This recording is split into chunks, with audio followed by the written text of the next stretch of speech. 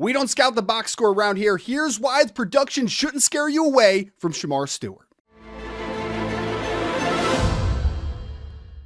Shemar Stewart's been a riser throughout the 2025 NFL draft class. Ryan, why is he worthy of going in the top 10? Because he's a freak show, man. We're talking 6'5" plus. We're talking 280 plus pounds in this class that is really lacking in high-end traits in a lot of different positions. This is a player that I'm okay betting on in the 2025 NFL draft class. Yeah, the athleticism, it's off the charts, and he was a guy coming into the combine we thought was going to test really well. He does end up actually testing at a freakish level, and he finally this year at Texas A&M put those flashes together before the season that we thought that he could be, so much so that he really looked like a premier pass rusher. We saw the bend. We saw the explosiveness. The only problem is we didn't really see the production. We're going to get to that in a second. Yeah. But what are some of the tools that Shemar Stewart brings to the table that help us project him as a possible 10-plus sack guy in the NFL, despite him not really having that in college? I mean, it's the combination, right? When we talk about drawing it up in a lab, what does it actually mean at the edge position? First and foremost, it's the height, 6'5" plus. It's the bulk, 280 plus pounds. It's the length, 34 plus inch arms. And more than anything, it's the twitch and the explosiveness. Shemar Stewart has all that. We're going to talk about the production and lack thereof. But the one key phrase that we always talk about, Joe, at the edge position is you bet on traits. You bet on them. And even if it's not a finished product or near finished product, there is no questioning that Shemar Stewart has every trait that you look for in a talented edge rusher that can develop into a big-time player in the next level.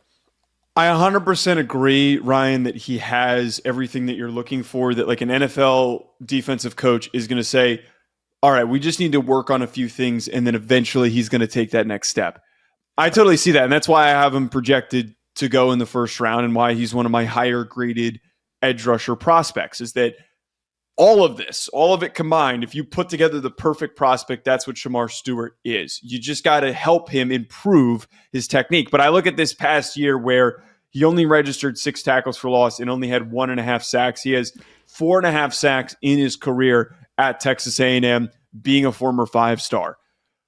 I watch his tape, and I know a lot of the argument that you get from people is that, oh, he was playing in a defense that was asking him to surf read option, going up against a lot of teams where he was put in a decision point. He didn't get to actually pin his ears back and just go as a pass rusher.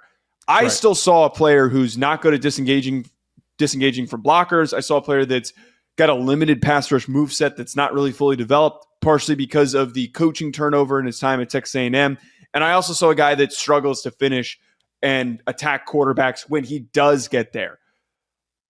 That can be fixed and worked on, but sometimes I worry that the general instinct isn't there for a defensive player, meaning he goes on to the NFL, he ends up being good, he just doesn't live up to the hype that we're projecting of him being a premier pass rusher. And all of that is fair. I think that we should be able to very easily say there is some boomer bust. There is some volatility to a Shemar Stewart. Because you're right, the production has not followed the athleticism at this point. I think the one thing that gives me some solace in this projection a little bit is that he was a much better run defender in 2024 than we had seen previously. He plays hard. He plays physically. I think there's a very solid floor for him to potentially be a good run defender at very least. But the thing that I love, Joe, about this player is that in this class, that after Abdul Carter, you're trying to figure out who Edge 2 is, right? James Pierce Jr. is falling down some boards for a myriad of reasons. Some other guys are just kind of in that little bit of second tier and might just kind of get stuck there. We're looking for a guy that's able to bet on in this class that lacks that high-end, top-end talent after probably about 8 or 9 true first-round grades, maybe 10 if you're kind of working down the list a little bit further. So I do think that this is a bet that I'm willing to take in this class. It is not a top-heavy group. It's not a great overall class in general.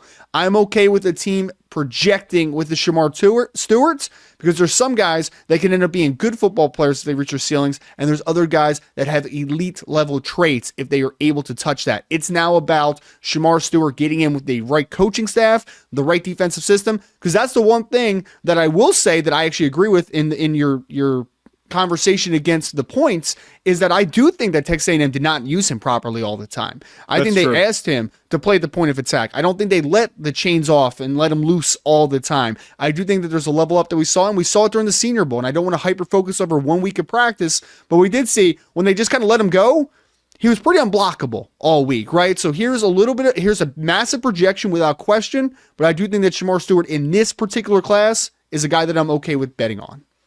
Taking a look at his background really quickly, his recruiting profile, stayed at Texas A&M, was recruited by Texas A&M in that super highly hyped up recruiting class of 2022, comes out of Monsignor Pace High School in Opelika, Florida. He was the third-ranked defensive lineman, the number one recruit in Florida, and the 9th overall recruit in that 2022 class, a 5-star.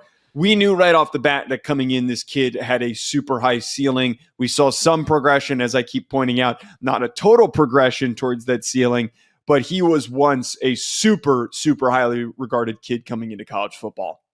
It's pretty hilarious, too, that of that great defensive line class that we talk about with that 2022 group for Texas A&M, this could be the only first-round pick that actually came out of Texas A&M, which is pretty hilarious, right? Because like Walter Nolan, maybe a first-round pick, depending on somehow the backgrounds check out. We also might be talking about LT Overton this time next year out of Alabama. That is obviously, of course, a very talented defensive lineman in his own right, but it's a really interesting background. Again, didn't do much his first 2 years, but you start to see the wheels turn in this past 2024 season, and you're hoping that continues, obviously, moving into the future in the NFL.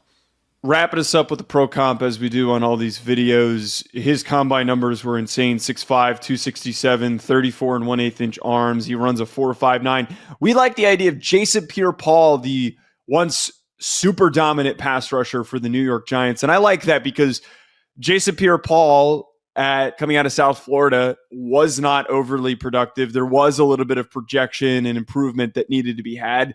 And we saw that improvement. So if Shemar Stewart hits that ceiling, that would be a pretty nutty improvement in what he could do in the league. I can see it in my mind, a 6'5" plus, 280 plus pound Shemar Stewart being able to do a backflip like everyone lost their minds when Jason Pierre-Paul did coming out of South Florida. Toolsy, all the upside in the world, but was very raw coming out of South Florida, similar to what we see with a Shemar Stewart coming out of Texas A&M. If you flash forward 4 to 5 years and you tell me that this kid is one of the more talented pass rushers and talented defensive linemen in the NFL, I would not be shocked one bit. And just for some context, during JPP's testing, he was 270 pounds. He runs a 4.71, so not quite as fast, but still very, very athletic for his size. Folks, let us know in the comments, what team do you want to see Shemar Stewart play for? Hit that like button and subscribe, and we'll talk to you later.